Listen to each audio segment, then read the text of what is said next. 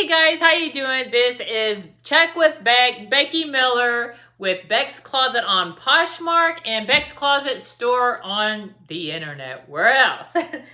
So I decided today that I would get on here and talk to you just a little bit about me, about how I got into reselling.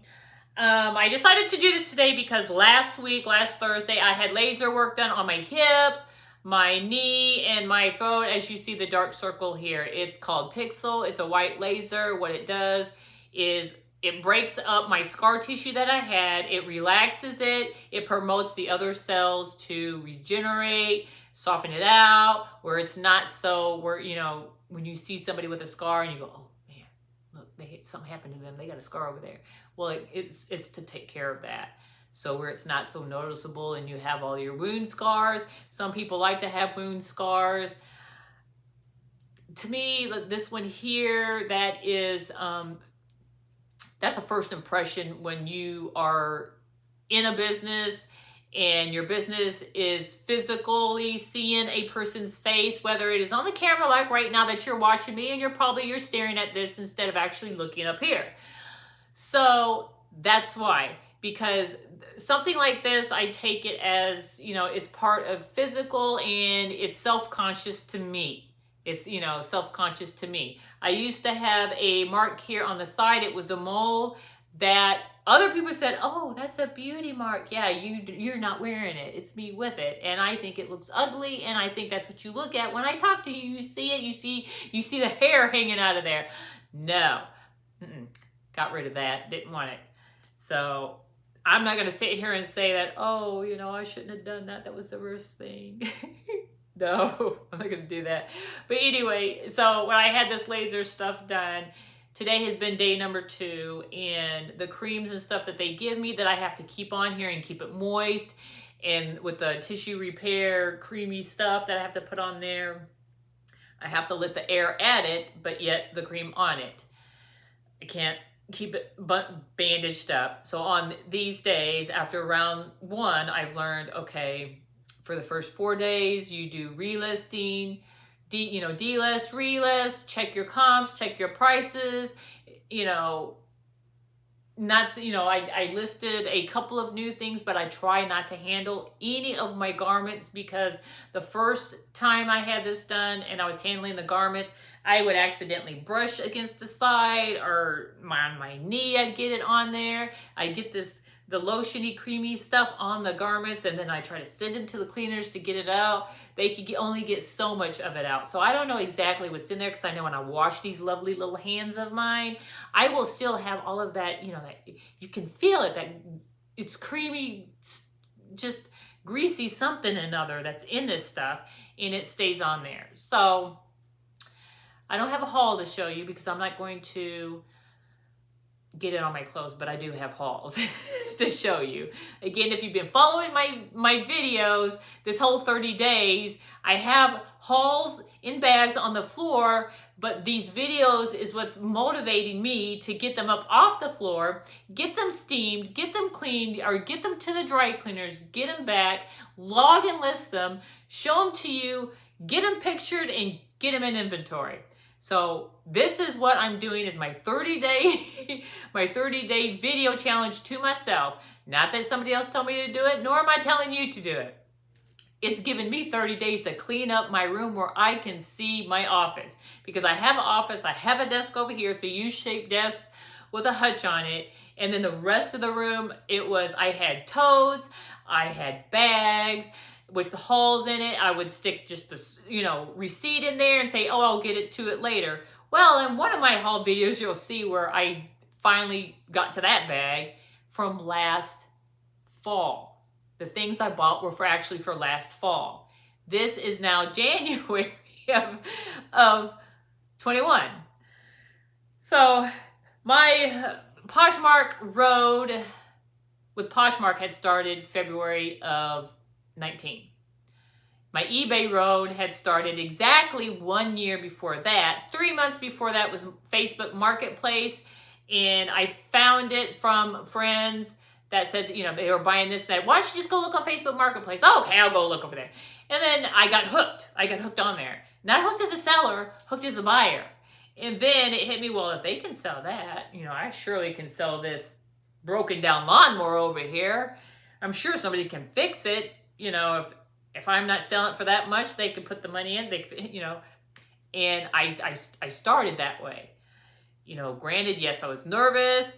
Are these people are they going to complain, say, oh, that's way too much, and blah, blah. What could possibly be way too much? You're going to throw it in the trash for free. You're going to give it to Goodwill for free, or Salvation Army, or Plato's Closet, or all of these other places. But I think Plato's Closet does pay you amount, like if you give some items to them, but they pick and choose.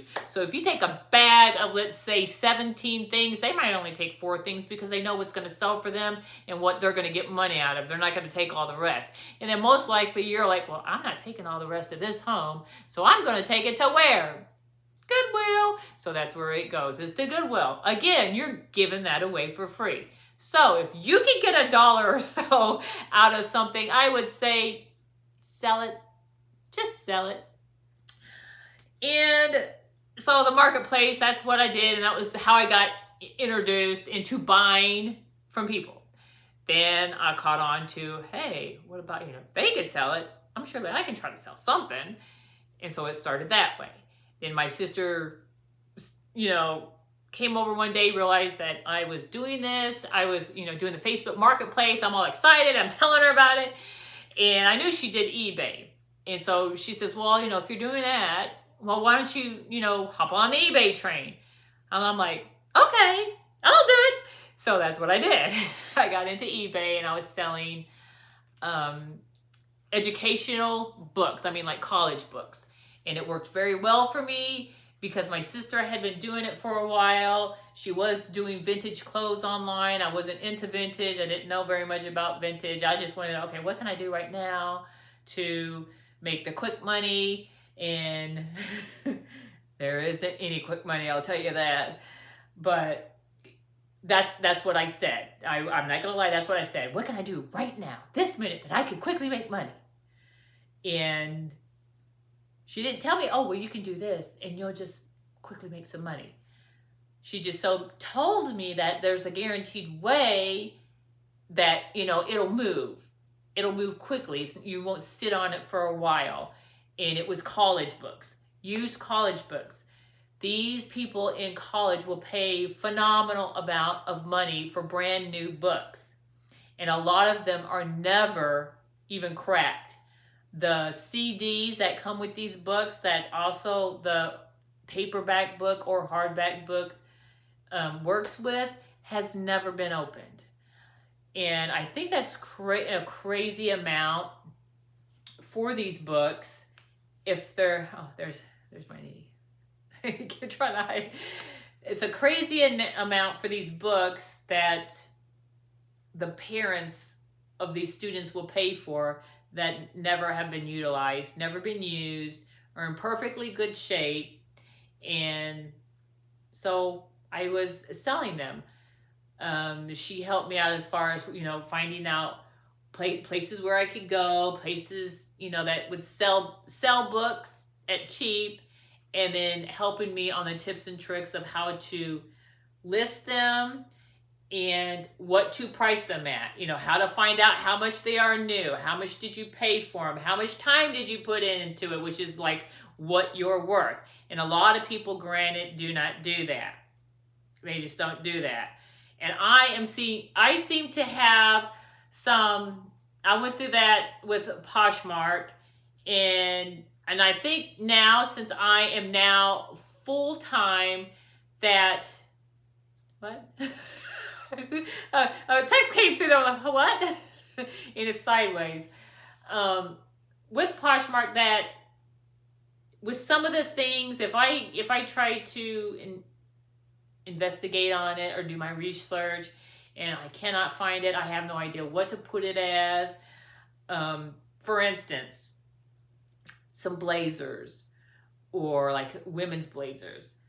If it has the shoulder pads, I used to always tell myself, oh, if it's got shoulder pads in it, if it's either inside or it's sewn on, oh, that's vintage. Well, guess what's going to happen now? You're going to have to know your vintage brands, because with the style for this year that's going to come out is back to the boyfriend jacket. And the boyfriend jacket has pads in it, shoulder pads.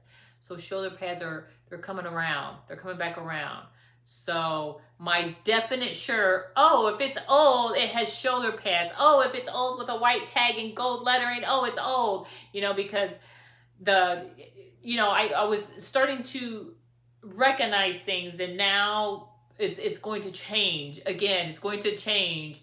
So the boyfriend shoulder padded jacket is coming back. Blazer, whatever you want to call it, is coming back. For instance, you'll see, I think I might have a video. If I don't, I know I do have a reel on Instagram where I am wearing a blazer. It's a man's blazer, and I threw some shades on, and I just had a plain, a t-shirt under it. It says, it's supposed to be for like Walking Dead. It says Walking Dogs. It was called Friendship Animal Protective League in Ohio that I volunteered for. And when that shirt came out, that's when Walking Dead was a big, huge thing, and it was called the Walking Dogs. So my Poshmark journey we're now at 2 years. I just started full time on December 23rd of last year. It is still in the slow point because I had all of 2020 I had my surgery done, and plus I was working, and I would work 5 to 6 hours a day. And now I am at home, and I still do work I work as a caregiver, but this is what I have on the side, and I work for myself to keep myself busy. And not only that, I get to learn about fashion more than what I've known.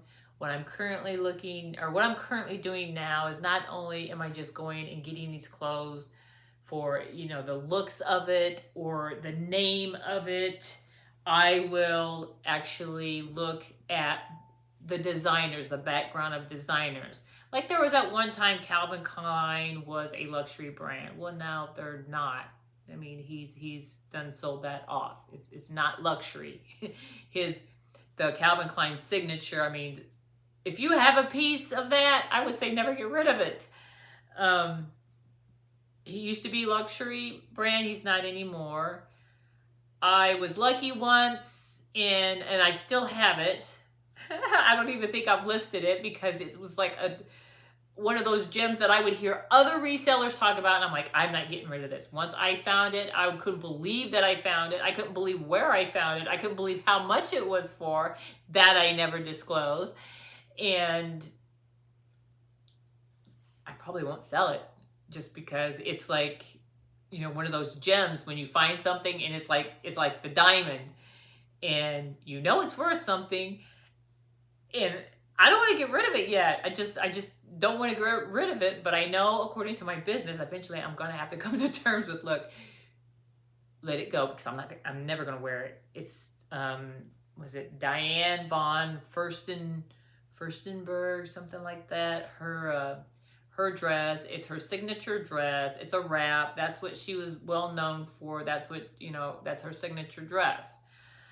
And I read up on her, the whole thing of how she started, how, with her coming, to the United States and everything. And well, she had to get her last name, she married into royalty. She's not royalty herself. She moved into it. She had 71, I think, countries sold her things, but she had, or was it 45 countries with 71 stores, or 71 countries with 40, makes no sense there.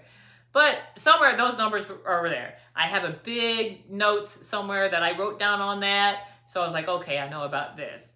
Then I got into the Calvin Klein. Okay, how many labels does Calvin Klein have under his name?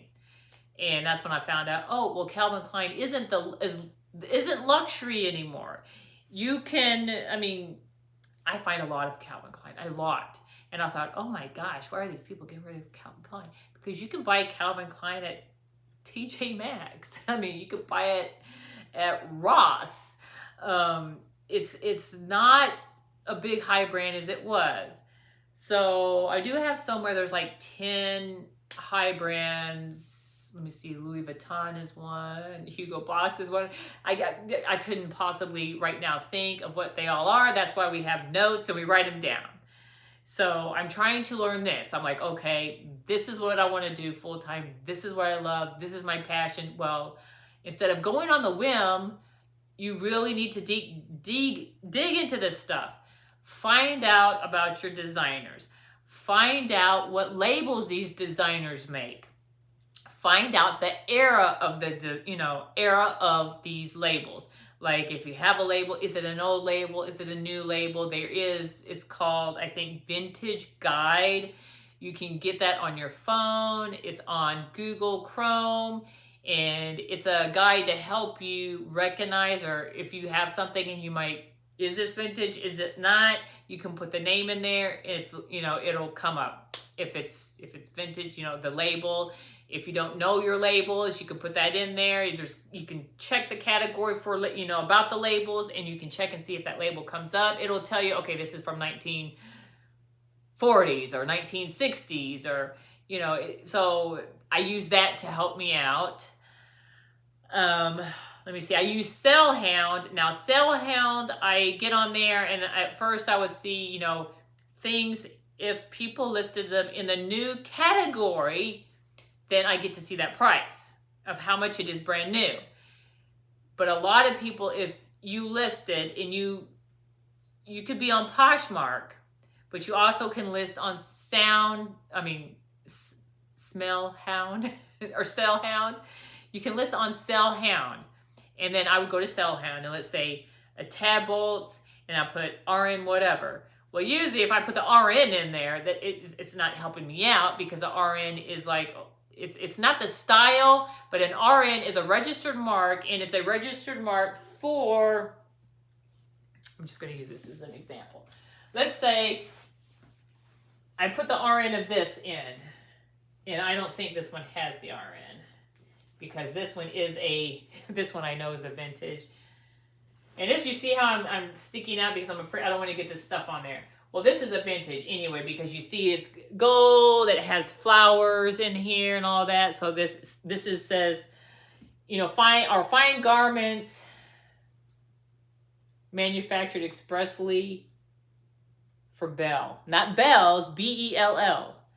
And I mean, it's got gold, it's got pink, the pink flowers, and green leaves and red roses. And so that's how you can tell when it's vintage. It's colored, and it's got the flowers, and of course the lettering is, cursive. And so, as we would say in laptop land, your font. Because now they're all square, and I'll use this one here. Okay, here's one of the ones I said, a Calvin Klein. Now, if this was to be, you see how it looks? It's just says Calvin Klein. That's it. Well, this is what the labels are. The current labels are now. They're black or they're white, and you have that font. They're not cursive. They're not where you can't tell the letters. And this definitely is not a luxury brand, because if it was Calvin Klein, it would say Calvin Klein signature. So this is not luxury.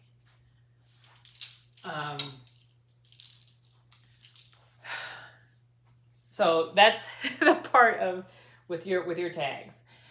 And so I would say, just, if you're at home one day, or it's a slow day, or like now most of the United States is stuck with snow and the ice and probably no internet. And so for me on my end, it seems like, oh my gosh, there's nobody buying across any of my platforms. What's going on? Well, that's because a good part of the U.S. can't, because they're not getting anything, or maybe they're slowly now they're getting it back. I don't know, because I'm down here in Florida.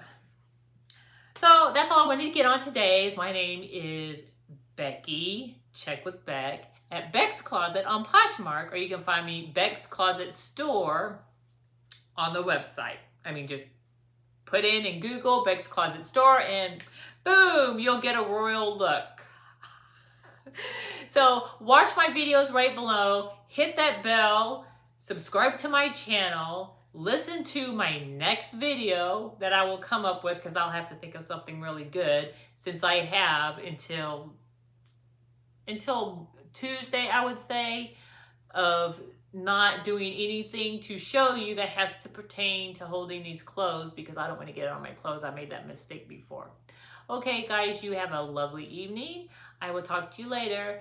So remember, Beck's Closet on Poshmark and Beck's Closet Store in the search bar on Google. Bye-bye.